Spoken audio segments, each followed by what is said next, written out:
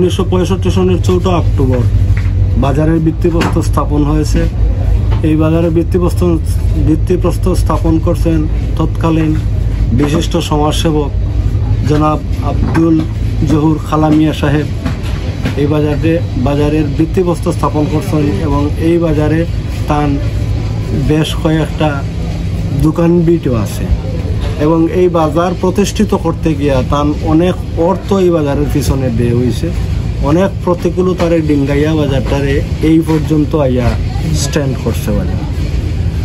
সরকারিভাবেও আমরা কিছু অনুদান পাই না, এর কারণ হইল গিয়া যে বাজারটা তো সরকারি না, বাজারটা যেহেতু বেসরকারি, অর্ধেক জায়গায় পড়ে গেছে রেলও আর অর্ধেক জায়গা মালিকানা যে জায়গাটা, এই জায়গাটার মধ্যে সবরও দোকান বিটা আছে।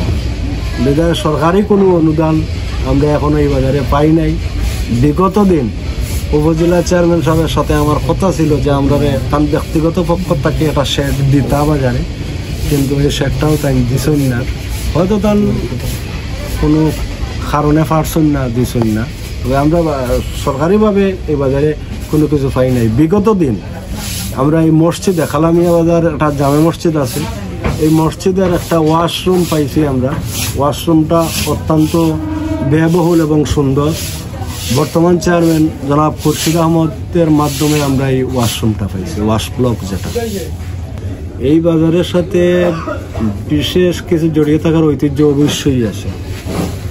যখন আমাদের দেশটা বাংলাদেশ ছিল না, পাকিস্তান ছিল, তখন ওই রেল লাইন থেকে আরেকটা রেল লাইন করিমপুর পর্যন্ত ছিল, যেখানে করিমপুর এবং ইটা, উদনা, বরমসাল চা বাগানের মাল এখান থেকে ডেলিভারি নিত ওই রেল লাইন দিয়ে।